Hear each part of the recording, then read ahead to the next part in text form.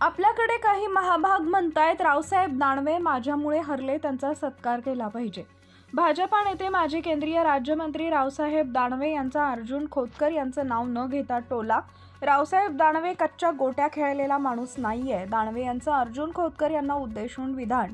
जालना आणि घनसावंगी या दोन जागा भाजपला सोडण्यासाठी मी पक्षश्रेष्ठींकडे प्रयत्न करणार। दानवे फक्त भोकरदन, बदनापूर आणि परतूर नाही तर जालना आणि घनसावंगीमध्ये सुद्धा भाजपाची ताकद आहे। दानवे विधानसभा निवडणूक भाजपानं विकासाच्या मुद्द्यावर लढवण्याचं ठरवलंय। दानवे यांची प्रतिक्रिया।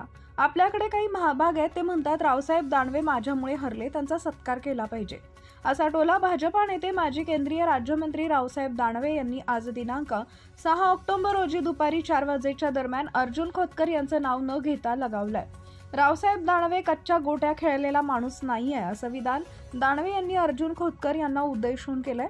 जालना आणि घनसावंगी या दोन जागा भाजपला सोडण्यासाठी मी पक्षश्रेष्ठींकडे प्रयत्न करणार, असं देखील दानवे म्हणाले। फक्त भोकरदन, बदनापूर आणि परतूर नाही तर जालना आणि घनसावंगीमध्ये सुद्धा भाजपची ताकद असल्याचं दानवे म्हणाले। जालन्यात आज भाजप सदस्यता अभियान व कार्यकर्ता मेळावा आयोजित करण्यात आला होता। यावेळी उपस्थित पदाधिकारी आणि कार्यकर्त्यांनी मार्गदर्शन करताना दानवे बोलत होते। भाजप आणि मित्रपक्ष या राज्यात एकत्र लढून पुन्हा सत्ता आणू असं म्हणत ही निवडणूक भाजपनं विकासाच्या मुद्द्यावर लढवण्याचं ठरवलं असल्याचं दानवे म्हणाले। 8800002024 याला डायल करा आणि आपली माहिती भरून त्याला डायल करा। हा भाजपचा सदस्य नंबर आहे। मित्रो, महाराष्ट्रामध्ये विधानसभेच्या निवडणुका आहेत आणि या निवडणुकीमध्ये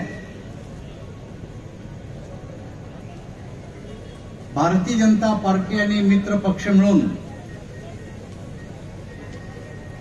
ही निवडणूक लढणार आहे आणि आम्हाला खात्री आहे की या निवडणुकीमध्ये पुन्हा एकदा